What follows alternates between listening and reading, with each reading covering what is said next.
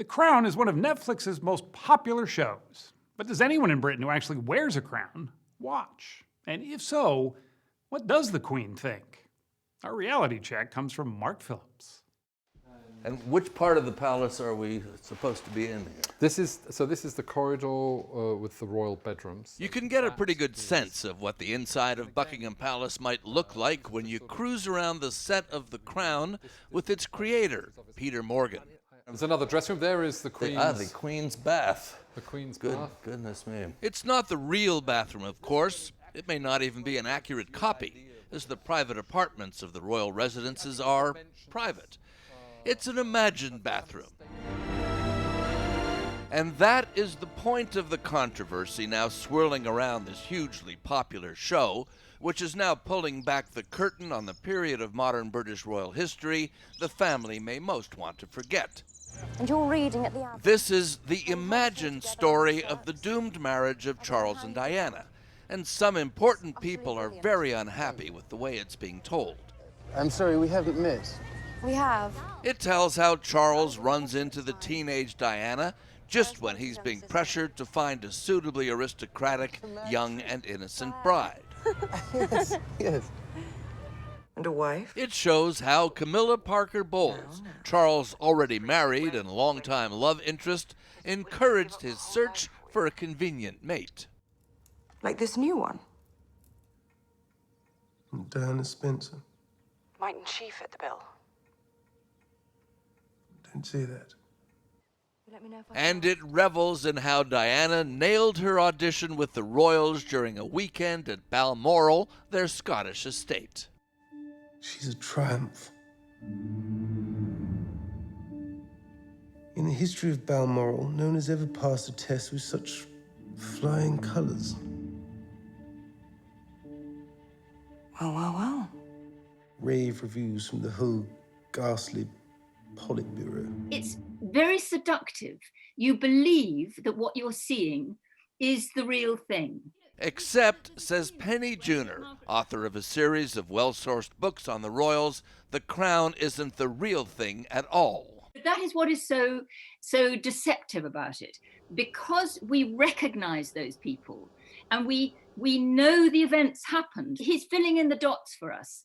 It's as though, we're looking behind the palace doors and seeing what the conversations that took place. And of course, those conversations didn't take place. And the characters are not those horrible people that we have, that we see. I'm so sorry, my cat. That's all right. Let the cat walk the frame. It's a time for being catty, Penny Junor says, because she doesn't buy the producer's line that the audience knows it's not watching a history show. You know they are the counter-arguments, that this is drama, that it's billed as drama, that everybody knows it's drama, and it's not trying to be history. But I think that people will, people abroad, people in America, young people in Britain who don't know the history will very probably regard this as the truth, as a historical record. And the truth is more complicated. Some of the show is history, like Charles's fateful aside at his and Diana's engagement interview. And I suppose in love. Of course. Whatever in love means. Yes. You both look very much in love. Oh, yes, absolutely. Whatever in love means. Diana is painted as a victim, and Charles and Camilla are painted as villains.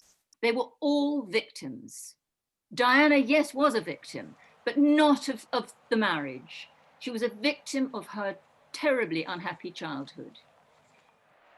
Charles was a victim of his childhood and his situation, unable to marry a woman he loved.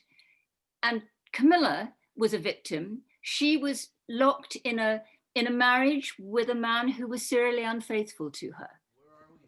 It so happens our visit to the Crown's set with Peter Morgan took place while this series was being filmed, and when questions about royal sensitivities were already being asked.